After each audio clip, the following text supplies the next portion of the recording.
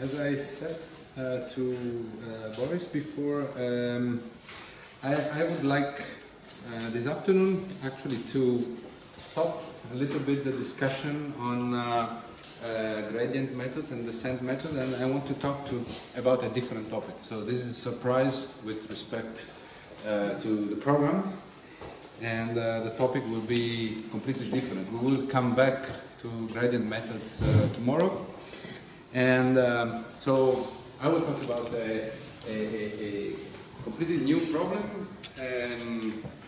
This is a primer, so I'm very happy to present this topic in front of this audience today.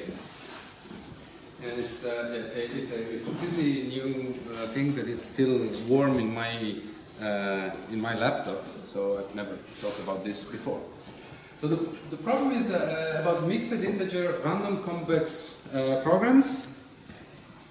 I will explain briefly what these are, and I will make a connection between a process, a random process that is known as the Polya urn. This is Polya without a K.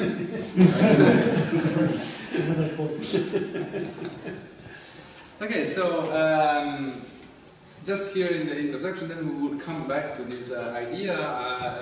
What is a Polya urn? Is just a statistical model, and in particular a dichromatic Polya urn. It's an urn containing a total of C balls, and a number B of these balls are, say, of color black, and remaining ones, so C minus B, are white. Then you take a ball from this urn and you look at the color, and then you put back this ball in the urn along with an additional ball having the same color of the ball that you just observed. And in this way you form like a new urn containing C+1 elements. And then you just keep on doing the same process. You pick at random a ball from this new urn, look at the color, and then put back the ball in the urn along with another ball of the same color, and you keep on doing this ad infinitum. And in this way you can define like a indicator binary variables of this process, and say that this random variable is 1 if the new ball inserted in the urn is black, and it is white otherwise. And in this way we just define a random process of these indicator variables that go from 1 to infinity. So this is the so-called Polya urn model. I present it here, and then we will see later what this has to do with my actual problem related to random convex programs. So here is the setup of my this model. We have a parameter delta, which is a random uncertain parameter belonging to some set. We don't care about this set delta.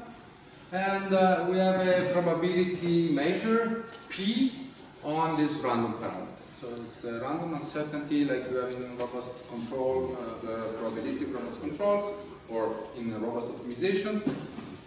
And you have some distribution of this parameter. You do not need to know what this distribution is. We don't care. Any distribution of the parameter. Then we have a domain on which we will do optimization.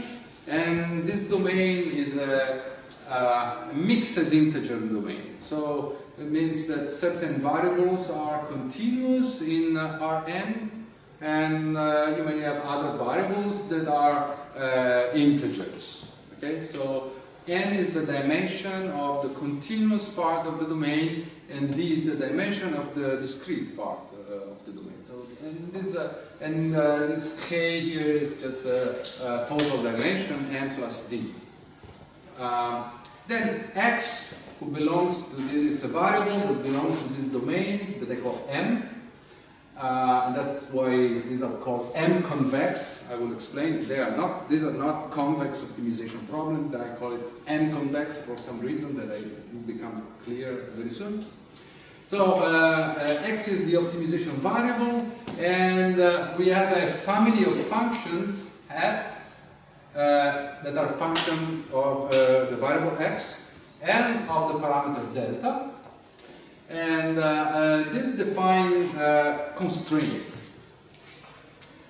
And the assumption is that this function of two variables is convex and well over semi-continuous, but it's convex in variable x for each fixed delta. So if you fix delta, you have a convex function in x.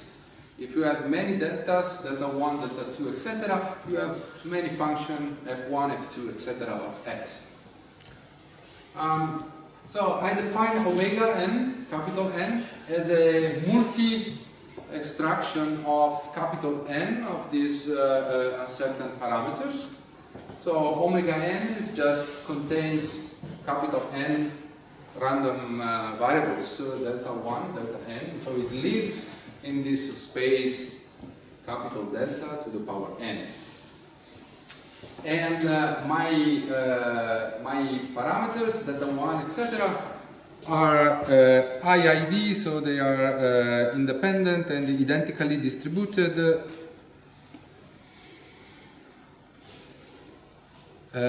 in accordance to their possibly unknown probability measure P.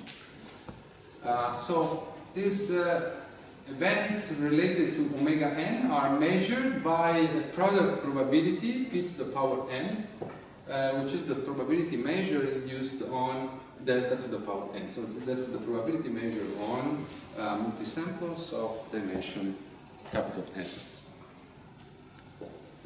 So whenever we extract a delta, we actually extract in some sense a constraint function fj. So fj of x is a convex function which is f of x when we fix here delta to delta j. So to each randomly extracted omega n, that there correspond n random constraints fj of x.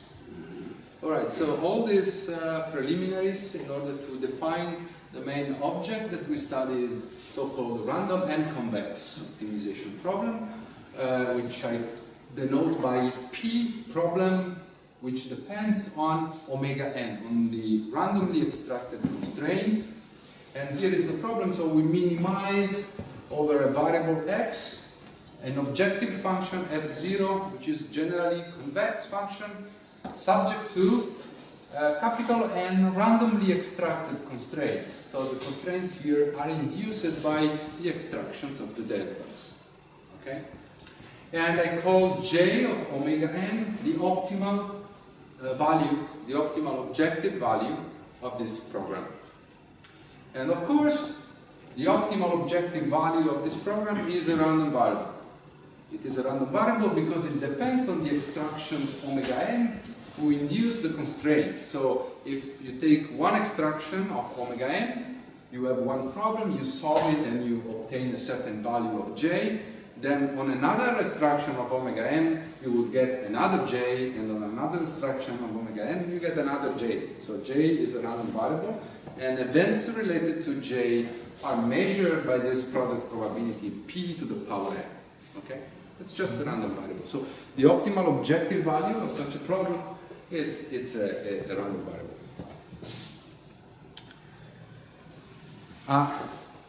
So we define a quantity that I call the violation probability of that random problem.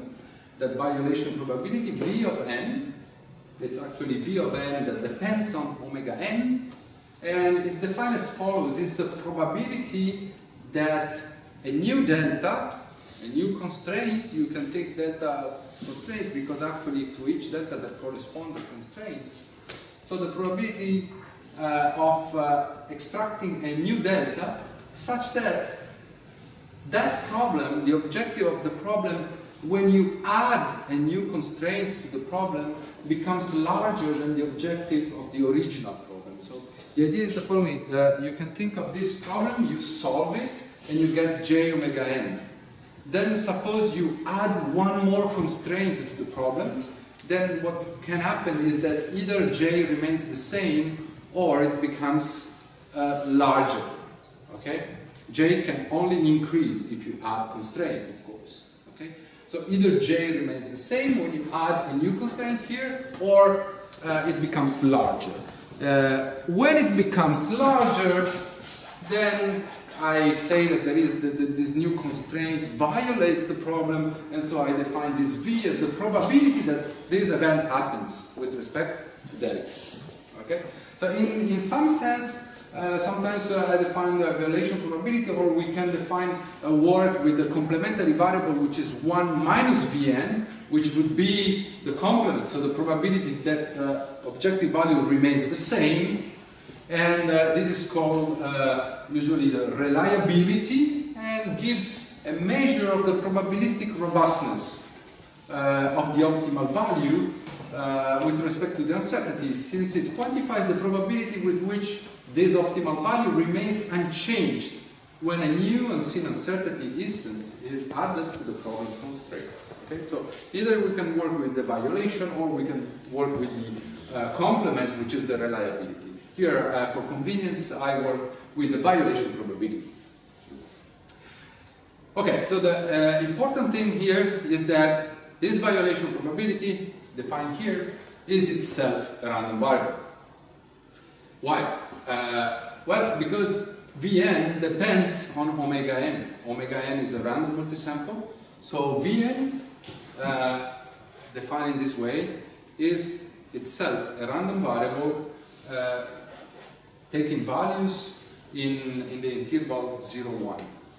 So we may say it's a random probability. Okay?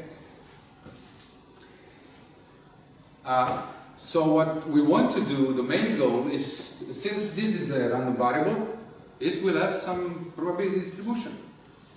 Okay? So the purpose of all this work is to find, or to say something about the probability distribution that they call Fn. It is the probability distribution of the violation, Vn. So it's the probability that Vn is less than or equal to V for V 0, 1. Okay? So I want to find the probability distribution of Vn. Okay.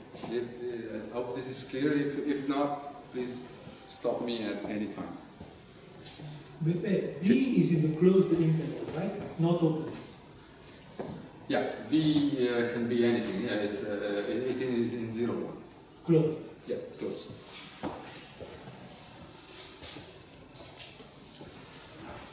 So there is a concept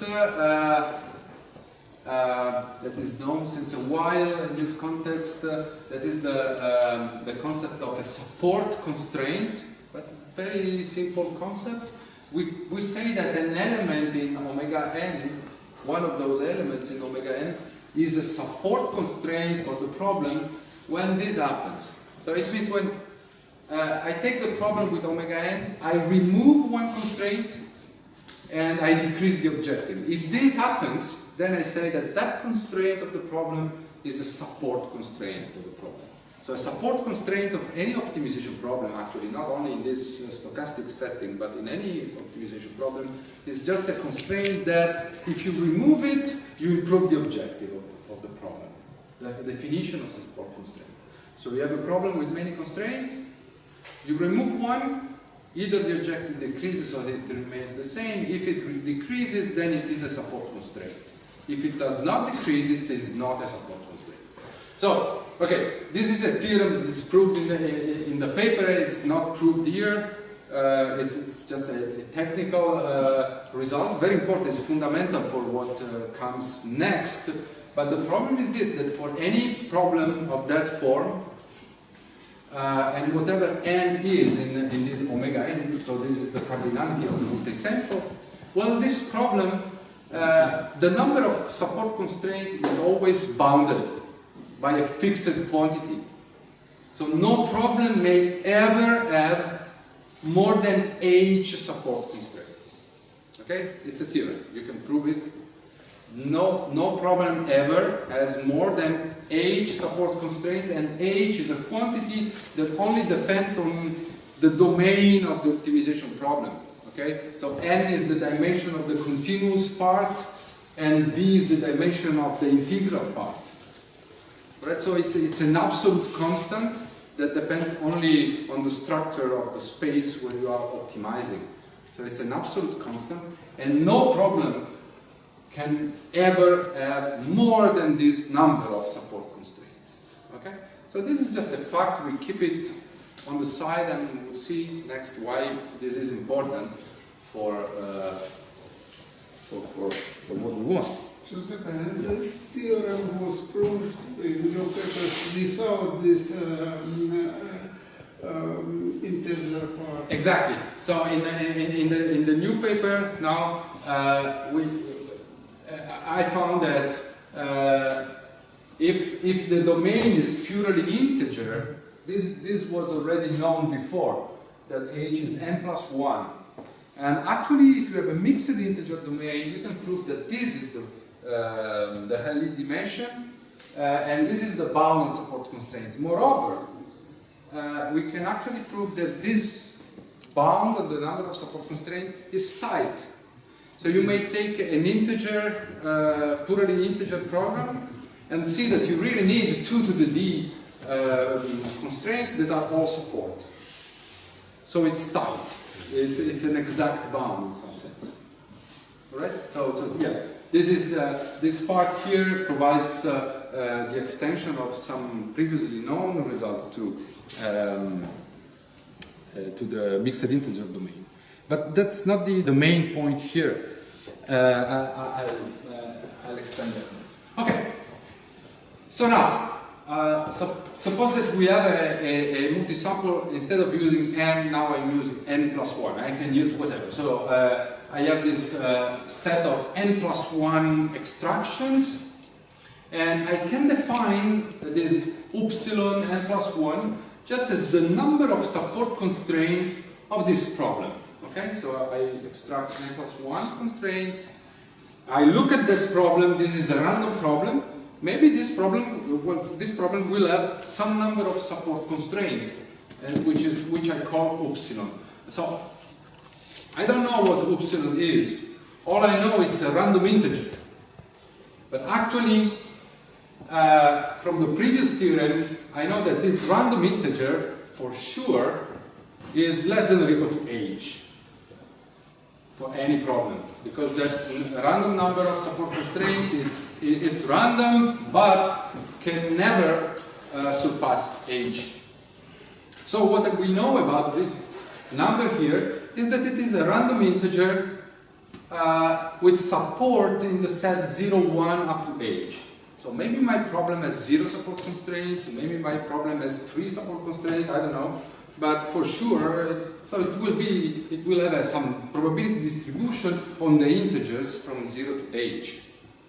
That's the only thing we know. Now, this is an interesting, and this is all a new part, a completely new approach to this problem. So violation indicator variables and definite representation. Let me explain what I mean with this. So suppose we consider this infinite sequence of extractions, delta 1, delta n, etc. And we consider these indicator variables. So zi is equal to 1 if the extraction n plus, let's say 1 or n plus e in general, is such that, well, if this extraction violates the objective, so if the objective of the problem computed with the constraints in omega n and the new constraints is larger than the objective evaluated only on omega n. So this is an indicator of violation for the new extractions, okay, for the ones. So delta 1, delta n, they form omega n, and these are the additional variables.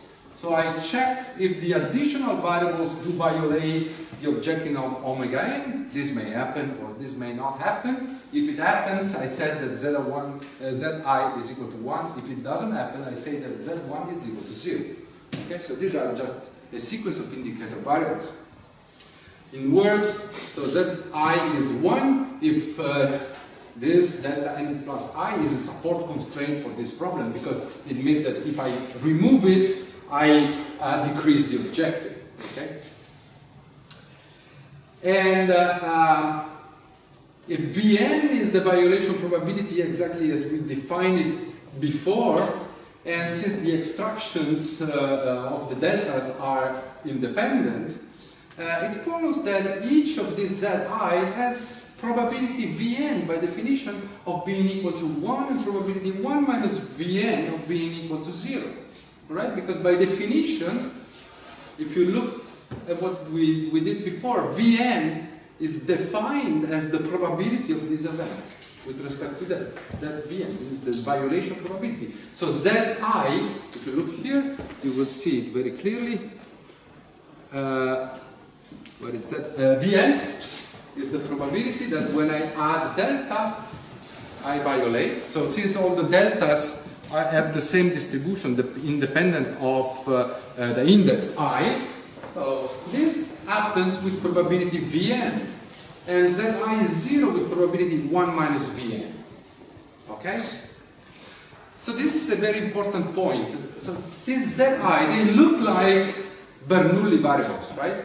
Bernoulli variables that are 1 with some probability and 0 with some other 1 minus that probability. But there is a little difference here, is that this probability is itself random.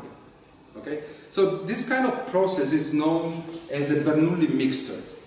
A Bernoulli mixture is like, in a Bernoulli sequence, you have a fixed probability of success, and then you can produce this sequence just by, let's say, flipping a coin.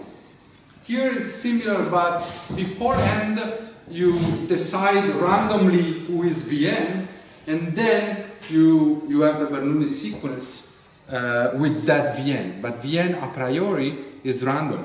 So specifically, this is called a conditionally IID Bernoulli sequence. So the violation indicators are a conditional IID Bernoulli sequence. It means that conditional on the event that Vn is equal to some V, then the Zi become independent variables, just independent Bernoulli variables. Alright?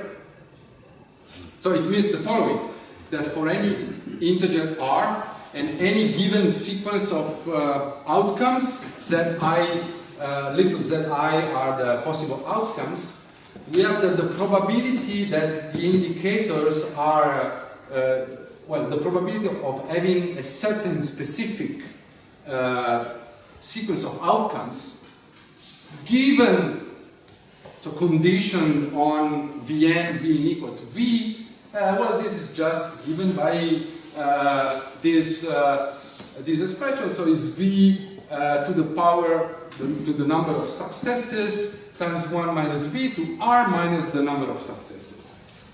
Alright? Just as in a sequence of Bernoulli trials. So this is a conditioned probability. Of course, we can decondition with respect to the measure of Vn, which is, by the way, unknown. This is what we want. But we can find the total probability of seeing a certain sequence of that. So the total probability is just the integral of the conditional probability with respect to the measure. So we integrate this and we obtain this representation. So the probability of seeing a certain sequence of violators is the integral of this thing here. So what? Well, there are certain things that we can observe from this. First of all, is that this sequence of random variables that we generate with our process, this is not an independent. They are not independent. Okay? They are not independent. But they are only independent given V. They are conditionally independent, first. But the second thing is that they are so-called exchangeable. They form what is called an exchangeable sequence.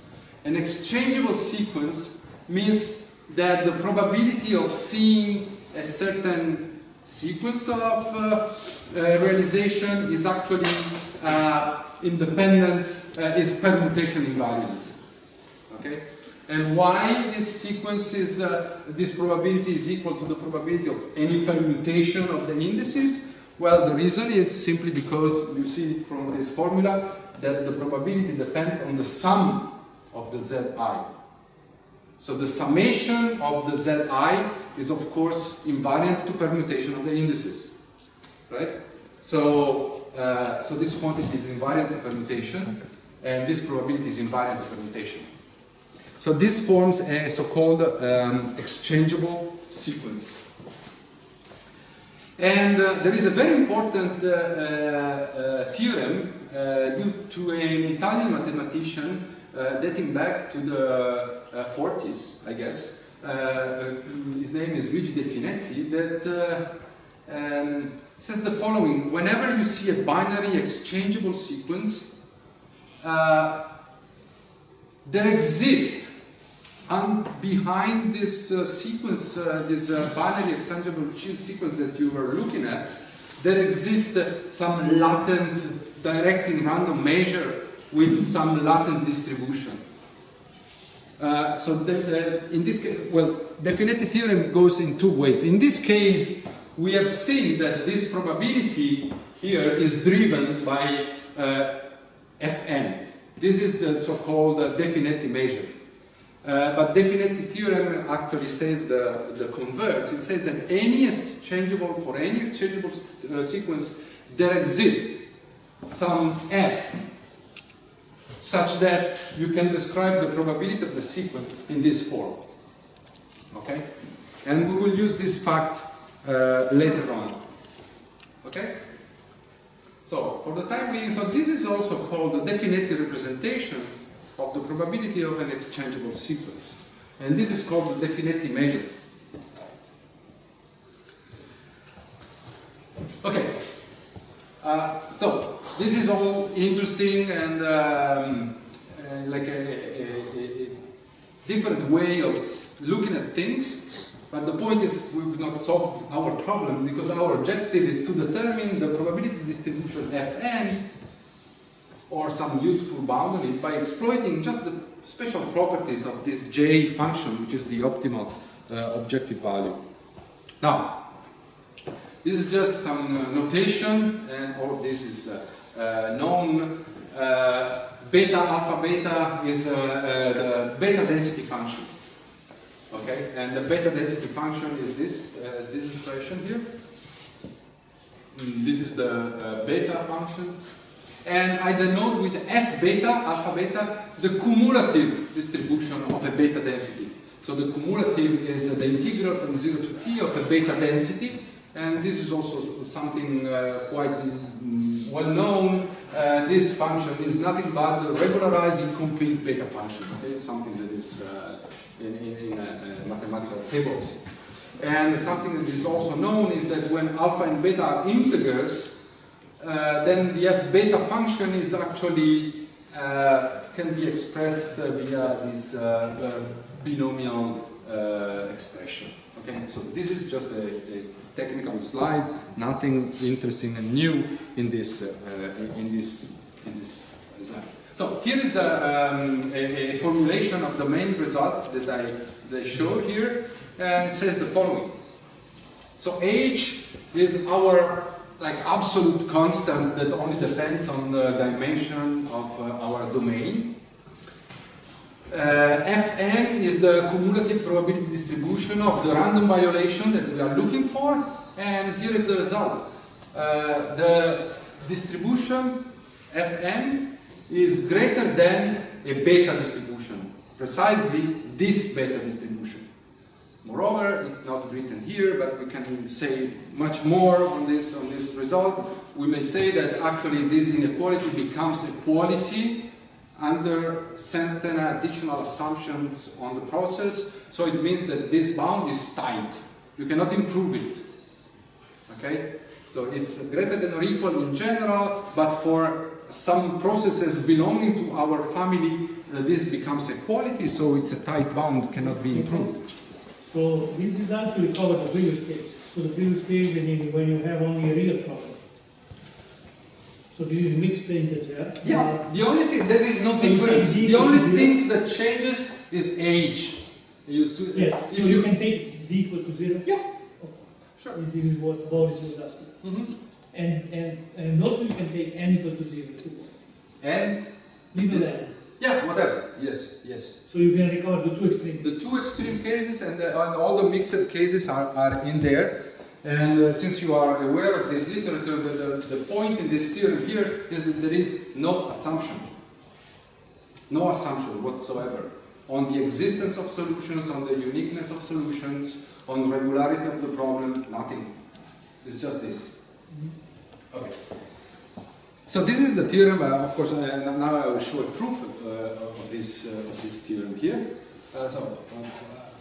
What are the Polia rooms here? Okay. Let's construct a Polia point.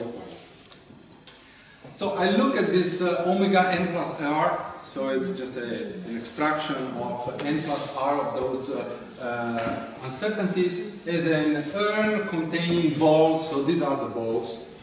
And I will give a process to assign a color to the balls. So let's start from the initial urn. I have an initial urn which is omega n plus 1. And so I do the following. I do a first pass, so I receive for each omega n plus 1 that I receive, I look at the colors of, I look at the balls, the elements in that set, and I color a ball in black if that ball or that element is a support constraint of the problem. So, if an element is a support constraint of this problem, I say that it is black. And otherwise, I say that it is white. Then, in this way, how many balls I paint black? Well, I paint black in the first pass a number of balls which is equal to the number of support constraints of the problem and which is random. Okay? So, this number of support constraints is random, and all I know is that it is less than or equal to h. But now, I do a second pass over the balls, and I say the following. If this number that I now see is less than h, then I do a second pass and I paint in black an additional h minus this number balls chosen uniformly at random among those balls that were white after the first pass.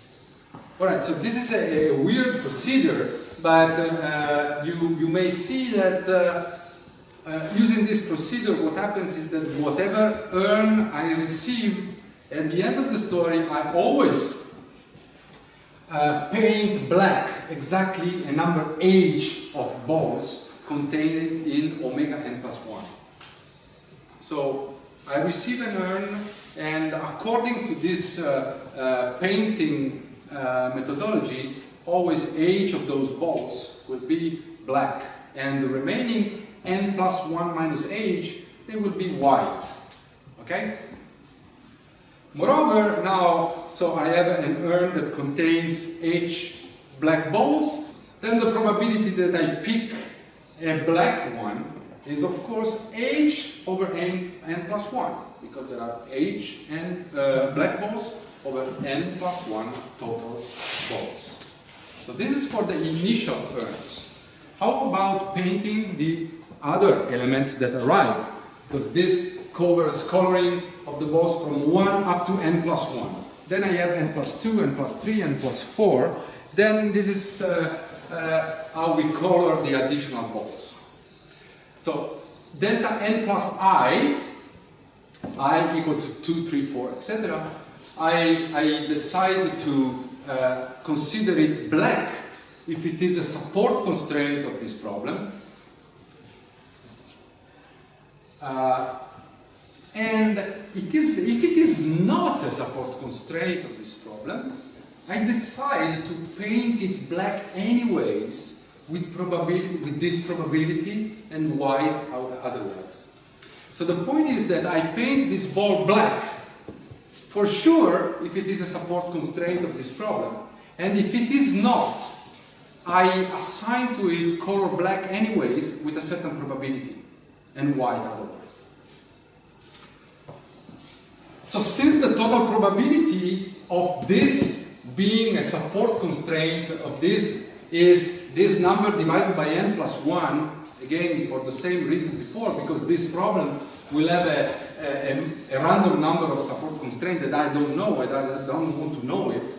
But for sure, this is the total probability of being a support constraint. And with the above procedure, I assign color black to this ball with probability again h divided by n plus 1. Okay? And once again, if I now select uniformly at random an integer in 1 n plus r, then the total probability that the ith element in the urn is black is h over n plus 1 for any I and for any r.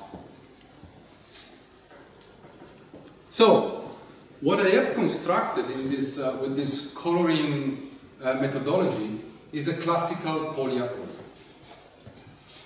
in which the initial urn contains h black balls, because I constructed it in that way. The initial urn always contains black balls, h black balls, and n plus 1 minus h white balls. And at each step of the process, I pick a ball at random from the urn. I look at its color, but its color is black, always with the same probability, h over n plus 1. Therefore, it's really like if the new ball that I inserted, also the new ball that I inserted is black with the same probability, h over n plus 1. So, that's exactly the definition of a polia urn. Okay, so now, I have created a polia urn. I can denote with bi the indicator variables of this auxiliary process, the polia urn. So bi is equal to 1 if the ith ball is black, and bi is equal to 0 otherwise. So the polia urn, I define the polia urn, and bi are the indicators of the color of the balls in this urn from n plus 1, n plus 2, etc.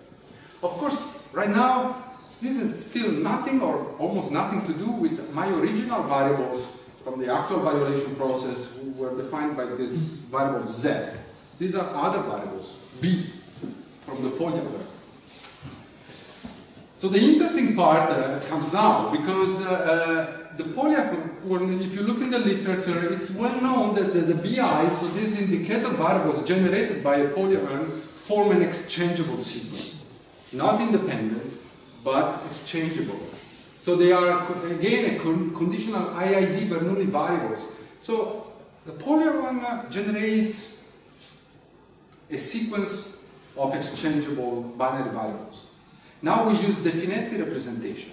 Whenever we see a binary exchangeable sequence, it means that hidden somewhere there is a directing random measure, and there is some distribution on this directing random measure that I call f tilde. So the question is, what is the hidden or latent distribution behind this polia urn? An answer to this question is known. Actually, you can just go there and start doing little calculations, and you can derive yourself this probability. So, well, if the initial urn, as we know, contains h black balls, and therefore n plus 1 minus h white ball, then the probability that the urn at some later step, so n plus 1 plus r, after r steps, contains exactly h plus r black balls. This means this is the probability that at each step of the procedure I add a black ball, always. So the probability that all those guys here are labeled black for k from 1 to r. And this is known, you can look in classical books like the one from Feller, that this probability is given by this ratio of gamma functions. And can be computed quite easily. You have to do some calculation, but it's already done. We do not need to do it. Now, conditional on the directing measure of the polyurn to be V, the probability that this guy is labeled black is V, right? We said it before, because conditional on the latent variable, this is a Bernoulli IID sequence. So the probability that one ball is labeled black is V. Therefore, what is the probability that all R of these are labeled V? Conditional on V is just V to the R. But this is the conditional probability. Okay? So if we now decondition, so we take the integral of VR with respect to the latent measure, then this is the total probability who has to coincide with equation 12. Right? So V to the R, again, is the conditional probability of seeing exactly R black balls in R iterations. Conditional. Deconditional, we have to integrate with respect to the latent measure. And this probability must coincide with this probability here. So what is this? This is a so-called Hausdorff moment problem. Because this, you can see that these are the moments of the random variable V. For r equal to 0, the integral is just 1. For r equal to 1, this is the mean. For r equal to 2, this is the second order moment. For any r, this gives all the moments of the distribution. Okay? So the point now is, we have this. So we have the moments of the distribution for all r, 0, 1, 2, 3, up to infinity. And all these moments are here, are given by this formula. And since this is a Hausdorff moment problem, there is a unique distribution that has these moments. So we can go from the sequence of moments back to the distribution, and we actually find the definite measure, okay, for the polyurn. So there is only one distribution that has precisely these moments, and this distribution is this beta distribution. Okay? So the polyurn generates a sequence of an exchangeable sequence of binary variables. Any exchangeable sequence has a latent definite measure, and in this specific case, we can compute the moments of this latent distribution, and from the moments we solve a Hausdorff problem, and we can find exactly the latent distribution. So the polyurn has exactly this beta distribution, and this beta distribution depends on H, on N, on H and N. That's it. So this is nice, but it's still not the end of the story. Why? Because this is the distribution of the polyurn, not the distribution of the ZIs, which are the violation we are interested in. Okay? So what is the relation with our original violation process? So this is the latent distribution of the BI, which we constructed rather arbitrarily. Well, not arbitrarily, we defined it in a very suitable way. So the relation is stochastic dominance. If we now compare the two processes, one is the real process that generates the ZIs, the sequence of ZIs. And the other one is the polia process that generates these BI variables. Then, if you look more carefully, the way I defined it, in a way that every time that Zi is equal to 1, for sure bi will be equal to 1. So each time that z1 is equal to 1, my auxiliary Polya process will have bi equal to 1. Okay? So we have this, that for any I, zi equal to 1 implies that bi is equal to 1. And since zi, bi are 0, 1 variables, this means that bi is greater than or equal to zi for all I. But then, so this is a relation that holds with the bi and zi. Now, if we take the average, if we average them,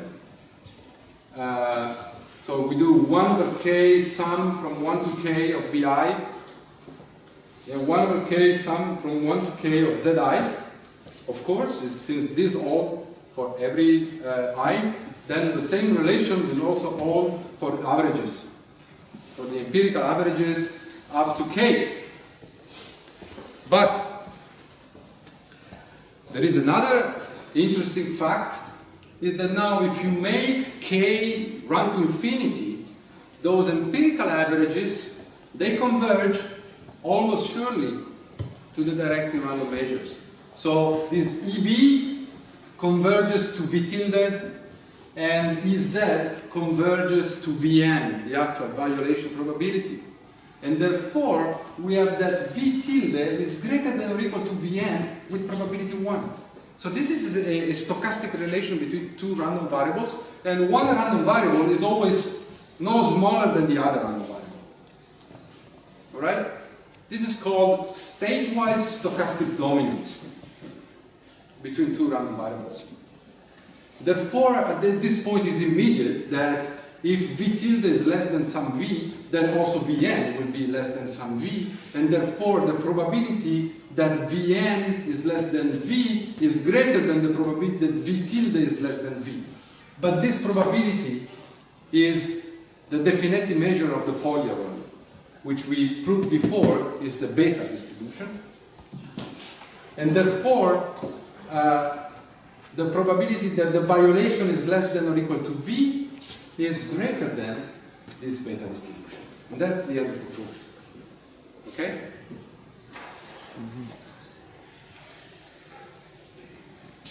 So this line here is the proof of this main theorem here that shows that the distribution of the violation that we call Fn is greater than this beta distribution.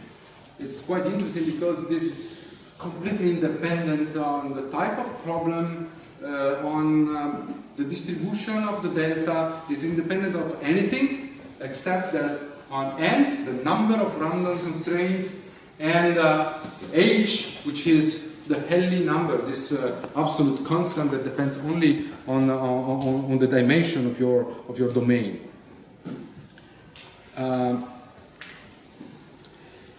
Then, okay, we can elaborate on this like secondary results. We can do. So typically, what we want to do now in typical applications, one wants to know how large n should be in order to guarantee that the violation probability can be larger than some given v, only with probability smaller than some given level gamma. Well, so for instance, we want to bound this quantity. We want to make sure that we want to have small violation for the problem to be robust, right? So we want the probability that the violation is larger than some given level is less than gamma. Okay? So we give two levels. One is V and the other is gamma, and we want to see how large n has to be in order to satisfy this condition. And well, we can work with more or less standard techniques for bounding the binomial tail, and we will get a result like this. So n has to be greater than or equal to 2 over v logarithm of 1 over gamma plus h minus 1. And this holds for any problem, any mixed integer problem, with no additional assumptions. So I think I will just conclude here,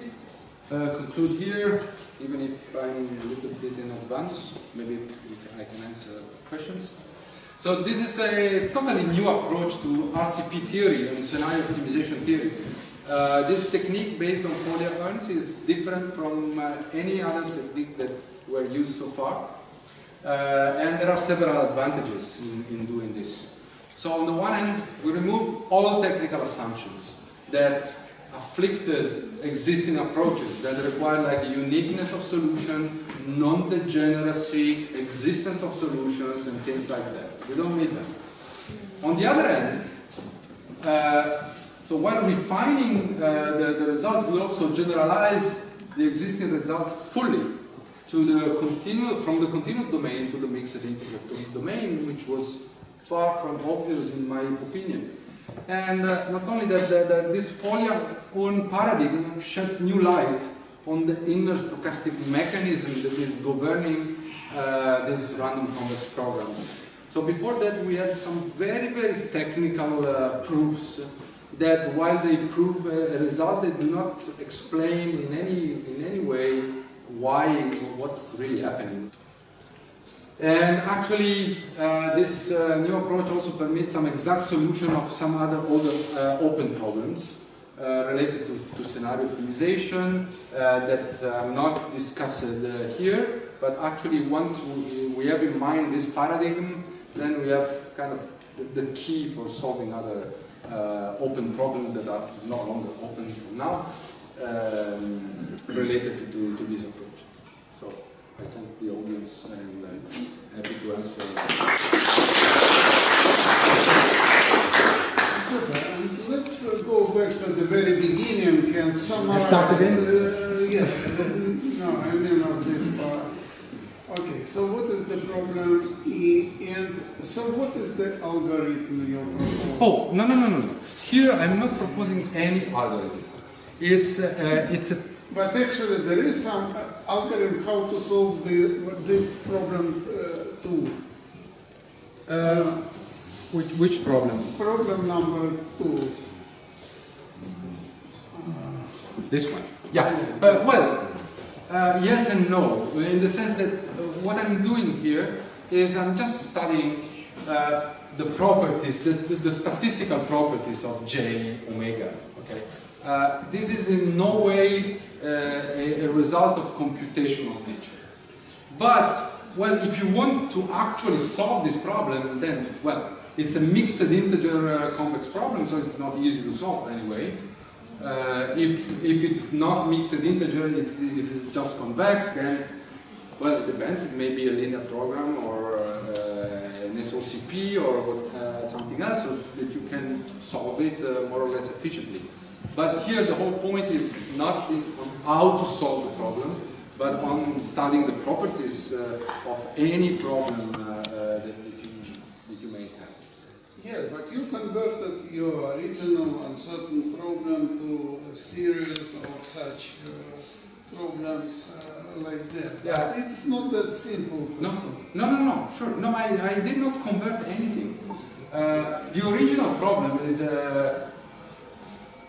there is no original problem. This is the problem that I have.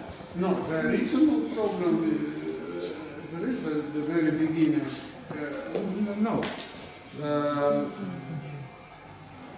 Well, if you like, the original problem is this. You want to minimize f0 of x over some mixed integer domain, and then you have an uncertain constraint, which is f of x delta less than or equal to 0, but this is not the problem you have originally, because you have to know what to do with delta. So what to do with delta? In this way, it means nothing. So this can be like, I don't know, robust. So if you do it robust, it means that you have to qualify here for all delta in delta. Yes. Or, Is this the original problem? No, there is no original problem in my view. There is no original. No, that's not the original problem in my view. It's, I don't want to take that view. For instance, I may say chance constraint. Then I put here not for all delta, but I would put something like the probability of fx delta less than or equal to 0 has to be larger than 1 minus epsilon. That's another way to formulate it. Or I do it right away in the scenario formulation. So the scenario version of the problem is that I minimize f0 of x over the same domain, and here I take fx delta I to be less than or equal to 0 for I from 1 to n. And this is my original problem. So what I do is I just study some statistical properties of this problem. Of course, this problem then has connections. You may say that if you solve this, you are close to something here. Then there are results on that, but that's another story. For instance, if n grows to infinity, well, you're maybe getting closer to solving the robust problem. Or if you do something else, not this version of the problem, but the version with violated constraints, we can prove that the solution that you get may get closer to this, to the chance constraint one. My view here that this is the problem. Directly. Okay? Okay, and so another question is this, if the dimension of this integer part of the problem is large enough, this hidden dimension is huge. Yes, yes. This is exactly, because it goes like 2 to the d, but the point is that everything here is exact, non-conservative. So it just gives you the nature of the problem. It means that if you have integer variables in the problem, then it becomes hard to determine even probabilistically robust solution, even if you know how to solve the problem. So there is no slackness in here. We are just revealing the hard nature of the problem. If you have a high dimension in the discrete variables, then of course this in some sense disturbs you with this h that grows. But that's just the way things are. Okay. Yeah. Question about what is convex non-integer domain. Oh yeah, it's what I call M-convex. Yes. I said that a set is M-convex if, definition, okay, if it is the intersection of a convex set with the mixed integer domain. Okay, that's an M-convex. It's not convex, it's M-convex. So imagine that you are, suppose that here, suppose that we are in R2, okay? So, and this is the integer lattice on R2, okay? So this is R to the 2. So what is an M-convex set? Well, for instance, this is convex, and then this is what I draw is a convex set. Then you take the intersection between the convex set and the integer lattice, and you will find something like this. And this set is called M-convex. But you have also M-convex functions, not convex sets. No, well, no, because the constraints are like this. So the constraints are convex. So this defines a convex set, but then you have to intersect it with the mixed integer domain. Okay? So at the end of the story, the constraints that you deal with are M-convex sets. And everything works, of course. If you take d equal to 0, you go back to standard convex stuff. Okay? So there is no discontinuity in the theory. You just put d to 0 and it works. So M-convexity is just the property of the integer part of the Yes. Okay. So we have this domain is that I call M is R to the N times Z to the D, right? Again, an M convex set it has to be convex in R N plus D, and then plus intersection with M. That's an M convex set.